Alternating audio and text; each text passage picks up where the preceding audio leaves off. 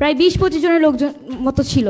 তো সেখানে হচ্ছে আমাকে তুলে নিয়ে গিয়ে তুলারাম কলেজের ওইদিকে কলেজ রোড ছিল, কলেজ রোডের গলিতে হচ্ছে মেবি আজমির ওসমানের বাড়ির নিচে আমাকে ওখানে একটা অফিস ছিল, সেই অফিসে নিয়ে যায়। ট্রেনে হিচড়ে আমাকে মারতে মারতে নিয়ে যায়।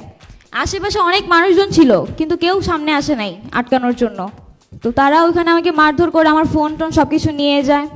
তারপর সে অফিসে নিয়ে যাওয়ার পর প্রত্যেকটা মানুষ হচ্ছে অনেক বাজে বাজেভাবে কথাবার্তা বলছে, অনেক বাজে গালিগালাজ করছে, আমার ফ্যামিলি নিয়ে অনেক কথাবার্তা বলছে। এমনও কথা বলছে যে আন্দোলন করো, আন্দোলন একদম ভরে দিব, এইসব বাজে কথাও শুনতে হয়েছে।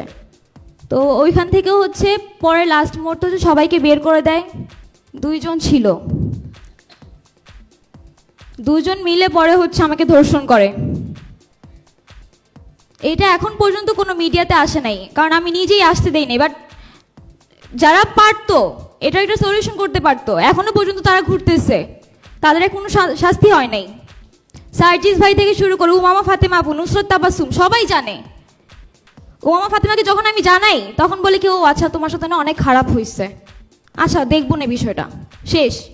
এইখানেই মানে ক্লোজ করে দিছে টপিক।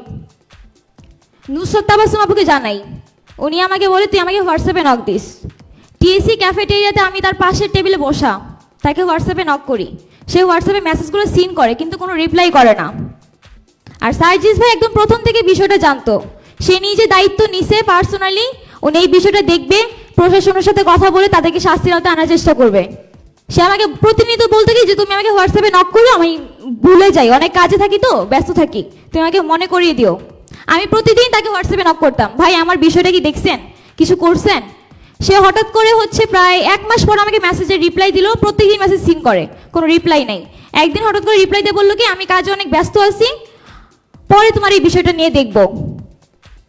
ঘটনা ওখানেই ক্লোজ করে দেয়। নভেম্বরের 10 তারিখে আমি কনসিভ করি।